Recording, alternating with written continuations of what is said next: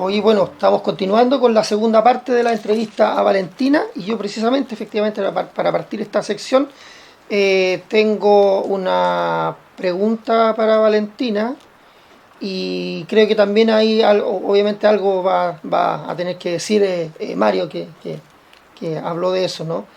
¿Qué te pasó a ti, Valentina, cuando Mario, y de hecho además Mario hizo un gesto, y cuando te habla de florecer? Y tú hiciste varias respuestas, porque te preguntó y te habla de florecer. ¿Qué te pasó con eso? Sentí como poder volver a algo, alguna memoria feliz. Cuando, no sé, cuando hay algún problema que está sucediendo, uno normalmente igual recuerda momentos felices. Tal vez uno no recordará puntualmente cómo se siente si está tan metido en el problema, pero sabe que en algún momento, antes de que le pasara el problema, no se había echado a perder, por así decirlo.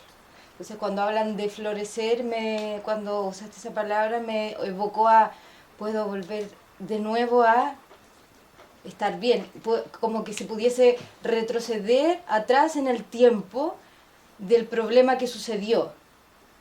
O poder como salir de esta sensación de estar marchita. Cuando uno ve una planta y dice está marchita, se murió, no se revive esto que pasa. Entonces la posibilidad de revivir esto, de florecer, es como posibilidad de realmente revivirte a ti mismo, revivirte a tu vida y volver a estar en algún punto en donde uno estaba antes del problema.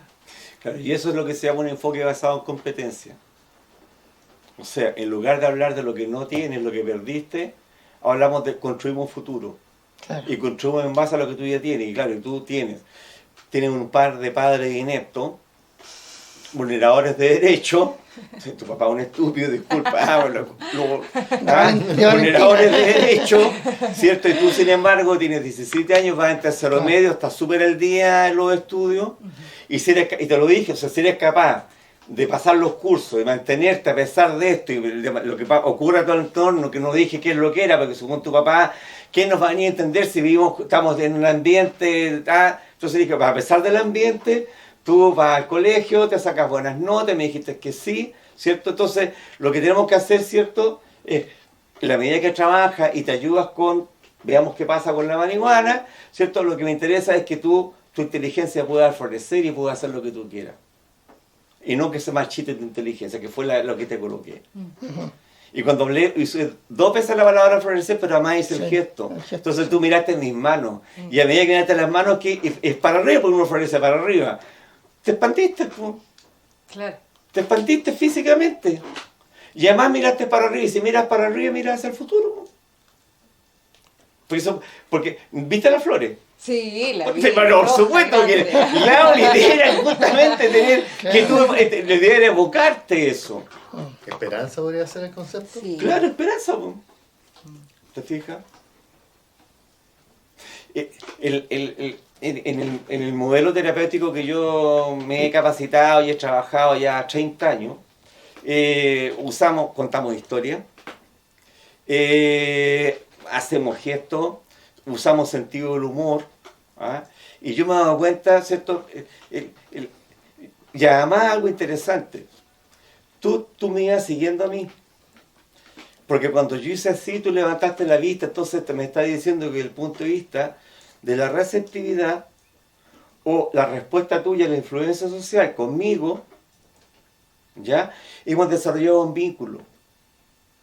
¿Por qué? Porque tú me vas siguiendo a mí. De hecho, me estás mirando y me miras y me vas siguiendo. Entonces, eso significa que es lo que llaman, antiguamente se llamaba rapport. Sí. Pero que en realidad es vínculo. ¿Te fijas? Solo que uno establece rapport verbal, pero también establece rapport no verbal. Entonces, ¿cómo establezco rapport no verbal? Yo observo tus comportamientos. Observa si te mueves, no te mueves, te echas hacia adelante o te echas hacia atrás. Tú nunca en la segunda entrevista, después de haber ido allá, tú nunca te echaste hacia atrás. Estuviste siempre sentada con tu cuerpo hacia adelante, hacia mí. Y yo por eso comparado con Sebastián, yo me senté un poco más adelante en la silla. No estuve así, estuve así. ¿Por qué? Porque yo necesito influir en ti. Y tú no lo has pasado bien, po. No lo estás, entonces, porque era obvio que no lo estás pasando bien. Y además, por eso usé a propósito de las palabras privado dolor profundo. Lo hice a propósito. Y cada vez que dije eso, estuve a punto de ponerse a llorar. Entonces, el diagnóstico que yo tengo, que no se lo voy a comentar, no tengo por qué comentarle eso, porque yo no soy el terapeuta, no soy tu terapeuta, soy alguien que está contigo, digamos, soy tu consultor, por decirlo así.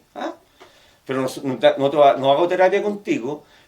La relación es terapéutica, pero no hago terapia en términos aplicando técnicas específicas para alcanzar metas específicas.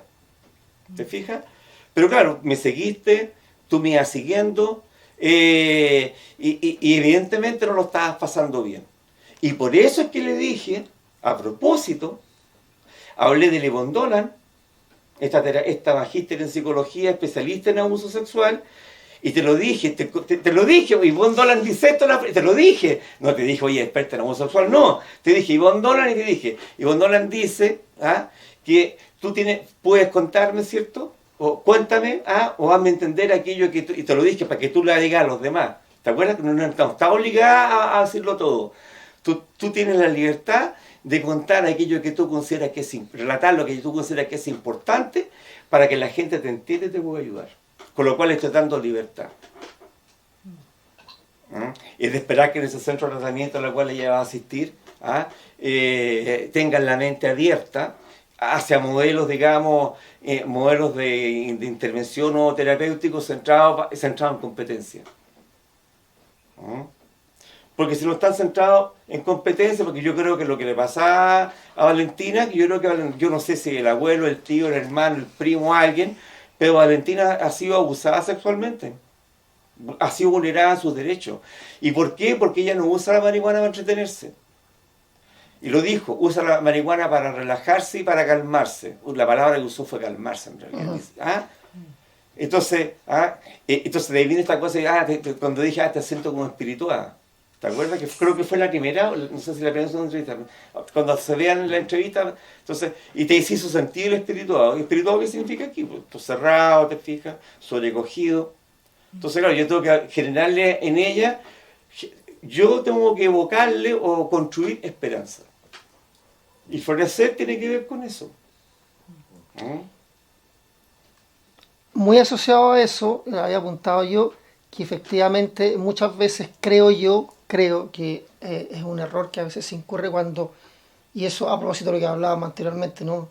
Esa frase surge de la corteza prefrontal, no surge desde lo límbico, que es el tema del proyecto de vida. O sea, tú no utilizaste ningún minuto la palabra, no apareció proyecto de vida, pero apareció el florecer.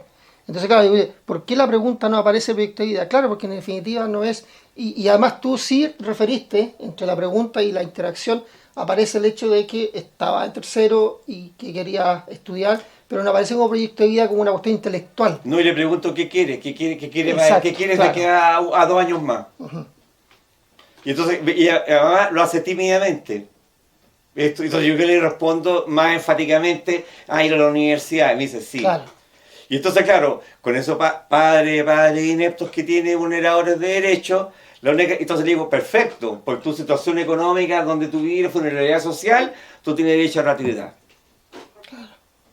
¿Te fijas? Entonces, y eso genera más esperanza todavía. Porque eso es lo que yo quiero poder construir futuro. ¿Te fijas? Porque si no, entonces ya tiene un proyecto, pero ese proyecto todavía no es un proyecto de vida. Porque yo creo que un adolescente a los 17 no tiene proyecto de vida. Más bien tiene un propósito nomás. Y pero ese propósito para hacerlo realidad, porque además no un único propósito, hay muchos propósitos en la vida. Porque a lo mejor ella quiere ser profesional, y tal vez quiera ser esposa, y tal vez quiera ser madre, Claro. o quiera tener una pareja, da lo mismo, digamos, orientación sexual.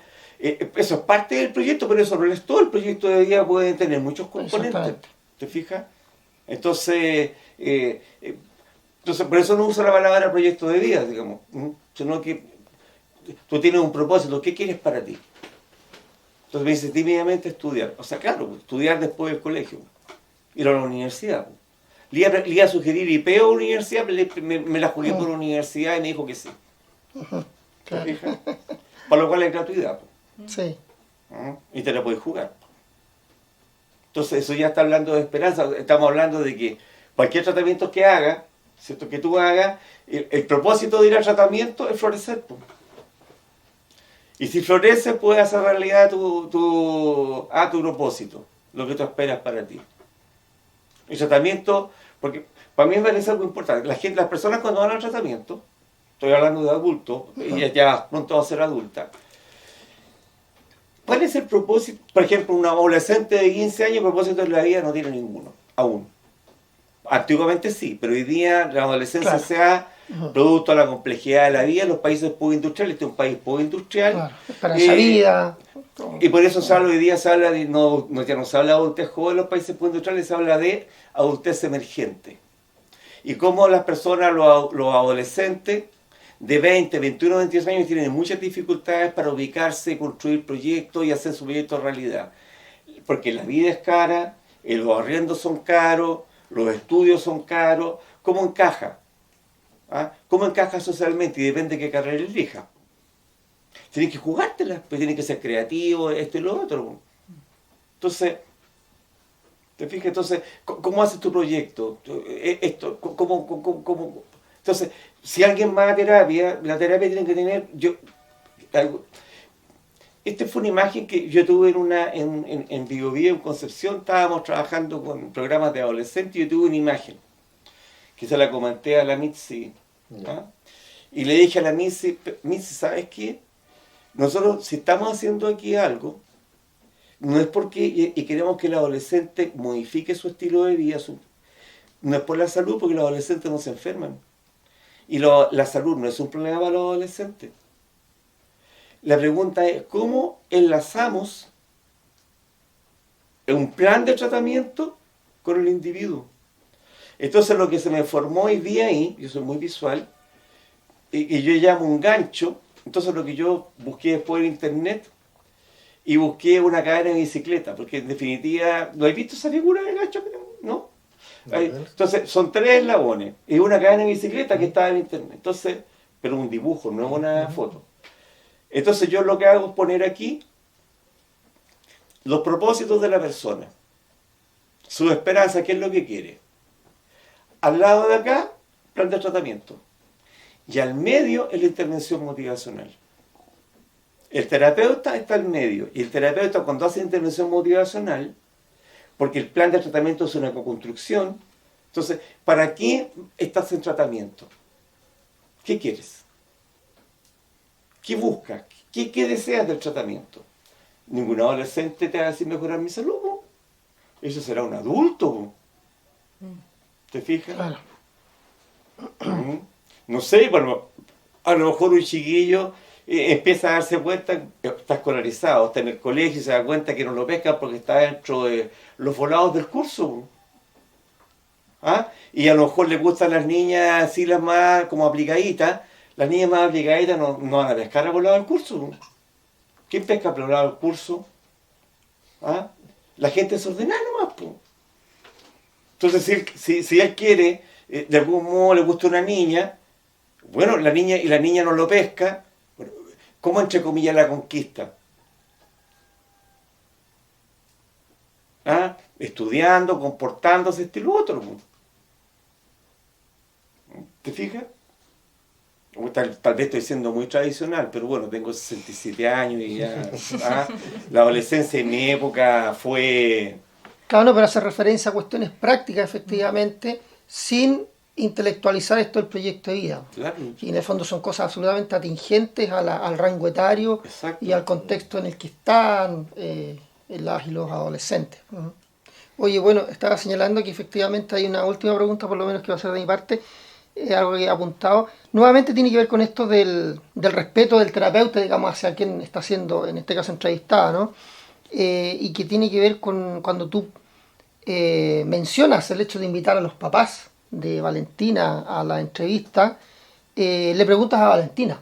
O sea, no es que digas vamos a traer, porque muchas veces a veces ocurre que los terapeutas o los equipos dicen tenemos que invitar o tenemos que traer a tus papás o a tu mamá o a quien sea el adulto responsable, da lo mismo en definitiva, el adulto responsable. Pero acá hubo una pregunta para consentir, para consensuar entre ambas partes, digamos, que efectivamente venga a participar o no, que esté la presencia de los papás. Entonces eso es un elemento Y porque relevante. además Valentina me lo muestra sin ser explícita, que los papás no confían en los tratamientos, no confían en las personas externas a la familia y ella tiene miedo respecto a la respuesta de los padres. Entonces, para poder influir en los padres, yo me alío con ella. Exacto, claro. Y le digo, lo tenemos que hacer juntos. Y entonces cuando le mandaron una carta, me dice, pero la hacemos juntas. Exacto. Hacemos juntos la carta, Sí. porque yo conozco a mi papá, entonces veamos qué escribimos. Entonces le pregunto, ¿aquí o en tu casa? Entonces dice, no, acá. Porque claro, deben pasar hartas cosas en esa casa. Exacto. ¿sí? ¿Ah?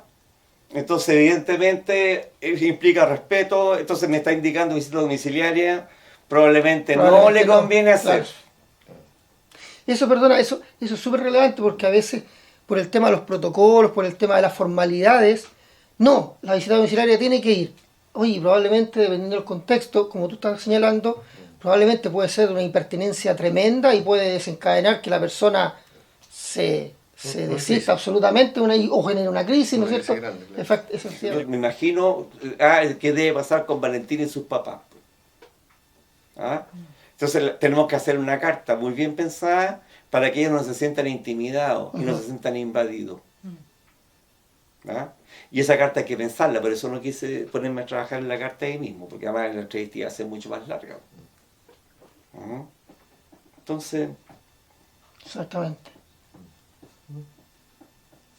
Oye, bueno, estamos culminando esta serie de entrevistas y conversación, análisis, como ustedes han visto, también lo señaló Mario en las introducciones propias, ¿no es cierto? Que esto ha sido absolutamente fluido, no ha habido nada predefinido, solamente los nombres de los usuarios, de las personas entrevistadas. Fue básicamente eso, lo único predefinido, el resto todo ha fluido. Esperamos que a quienes sigan estas grabaciones les sea de utilidad, que aprovechen y efectivamente, bueno, vamos a dejar un correo dianova.ate@dianova.cl por si quieren hacernos preguntas, comentarios. Mario, por favor. quiero hacer un alcance que esto lo dice William Miller en un texto. Respecto a cómo enseñar y cómo desarrollar, digamos, cómo hacer modelaje y cómo enseñar. Entonces, el asunto es, y lo dice Miller, existe un concepto que se llama ciencia de la implementación. Ciencia de la implementación tiene que ver cómo tú bajas la práctica basada en evidencia y se encarnan en desarrollo profesional y en desarrollo de competencias y exhibición de esas, comunicación de esas competencias, no exhibición, comunicación de las competencias. Entonces Miller plantea lo siguiente, dice, a ver, si usamos actores y tenemos un guión, corremos el riesgo que el guión se quede corto. Exacto. Ya. Entonces veamos, hagamos entrevista simulada, pero ¿cuál es el riesgo? Que en la entrevista simulada, muchas cuando son entre nosotros aquí ustedes ustedes no trabajan en equipos con adolescentes. ¿Ya? ¿Qué ocurre? Yo en mi larga experiencia haciendo capacitaciones en el Senda, es que muchas veces en las entrevistas simuladas, los profesionales lo que hacen es actuar a los consultantes más complejos, no más complejos, los más difíciles, y poner en aprieto al otro, poner en aprieto al entrevistador. Esa estrategia no te enseña nada, porque lo que nos interesa es modelar, porque esto es un modelaje, es un estamos modelando formas de conversar, formas de interactuar, y hasta le podemos poner nombre, podemos hacer un microanálisis de la filmación y ponerle nombre si queremos nombre a las cosas que se hicieron. Y podemos hacer una secuencia de eso. Lo podemos transcribir, ¿cierto? Y podemos hacer una tabla que yo muchas veces he transcrito entrevistas y después coloco abajo el nombre, voy colocando al lado a la mano derecha, voy colocando cómo se llama la intervención y qué sé yo, y piernas de pie página, porque lo hice, qué sé yo. Es largo, es tedioso, eso sí. Entonces, pero ojo, entonces lo que estamos haciendo, porque alguien podría decir de los espectadores, no, pero son puros casos fáciles. ¿No? Pregunta, ¿serán todos los adolescentes en situación de vulnerabilidad social casos imposibles. Y existe un libro que se llama Terapia con casos imposibles, que fue escrito por Barry Duncan y Scott Miller. Ellos formaron una institución en Chicago, Illinois, una institución que se llama el Instituto del Cambio Terapéutico. Entonces hicieron un proyecto, le escribieron a dispositivos de droga, de tratamiento de salud mental, qué sé yo, le dijeron, por favor, necesitamos que nos mande a sus pacientes imposibles. Queremos que usted nos derive puros casos perdidos y gente imposible. Y por eso se llama terapia con casos imposibles. Y lo que hacen esos terapeutas, trabajan con salas de espejo, hicieron filmaciones y fueron mirando cómo, ¿ya? Está en castellano, terapia con casos imposibles. ¿Ah? Fueron mirando cómo intervenir, cómo interactuar. Entonces, por ejemplo, cuando hay un caso imposible, en un contexto obligado, alguien que nos pidió, y la persona te dice, no, tiene solamente discurso contra el cambio, tú no haces nada para motivarlo, no significa con la persona el que tú le digas, no, que te conviene esto, no, es que en nuestro centro tenemos video, tenemos unos juegos, un PlayStation de 40X, damos buenos jugos, los sanguchitos son especiales porque nosotros compramos jamón colonial, y tenemos un equipo de música fantástico para que tú, y además tenemos unos que tú, no sé si lo has visto, hay unos que tú mueves los pies al ritmo, los bailes, las luces, qué sé yo. Eso no tiene ningún sentido. Entonces, claro, ¿cuál sería, por ejemplo, una expresión estadounidense, yankee? Descubre al cliente oculto. Contexto obligado. La persona está obligada a ir a terapia. El juez lo mandó, qué sé yo, claro. El dispositivo. Ya, usted dice que usted no tiene el problema que dice el juez que tiene. El juez está equivocado. Entonces, mire, pero el juez dice que tiene que venir. Sí. ¿Y sabe qué? El juez me obliga a mí a atenderlo.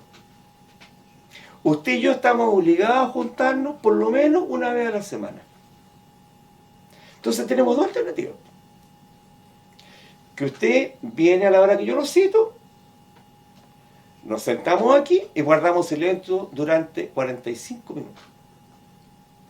Yo lo he hecho eso, Y aquí tengo un reloj, es cuestión de que ponemos el reloj y lo vamos mirando.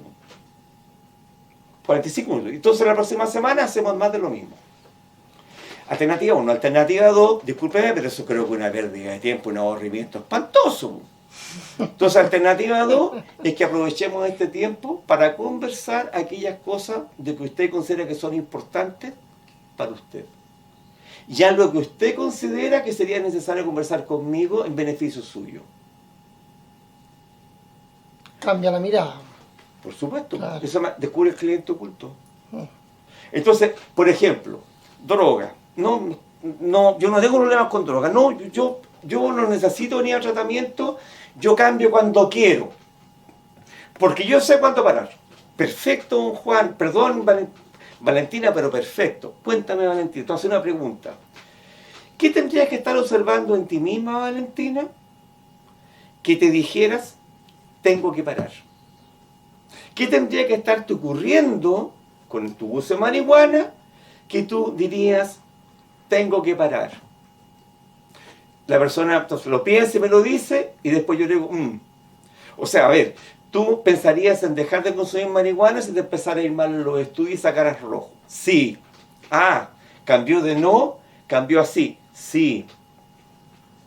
¿Ya? Y por lo tanto, ¿cierto? Entonces yo espero que no te llegue a suceder eso. Pero si tú te empezaras a dar cuenta que estás teniendo dificultades para parar por ti misma la cantidad de marihuana que tú consumes, aquí estamos nosotros como dispositivo para ayudarte. Y eso se llama, y eso está en la revista motivacional.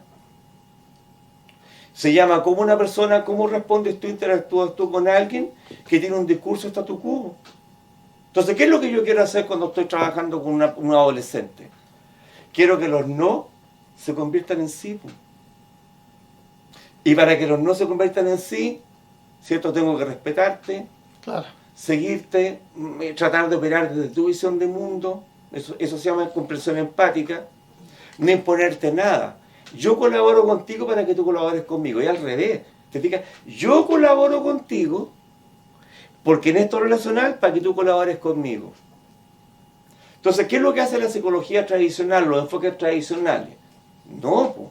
El que tiene que hacer el movimiento es el consultante, no nosotros los expertos. Pero esa posición no es para trabajar con adolescentes, po. En lo absoluto.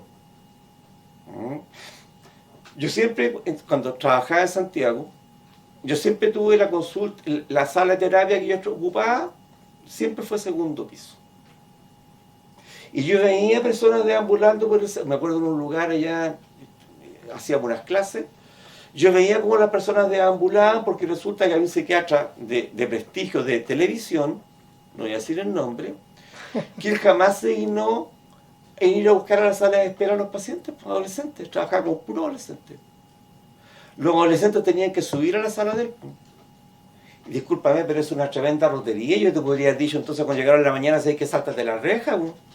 Te mandé un WhatsApp y le dije, cuando llegue a la casa, llámame para morirte, porque el timbre está mal, implica modificar, el cable eléctrico, qué sé yo. Entonces, yo soy anfitrión, po. Uno tiene que ser un buen anfitrión, y especialmente con personas en contexto que nos han solicitado la atención. Tú tienes que ser un buen anfitrión.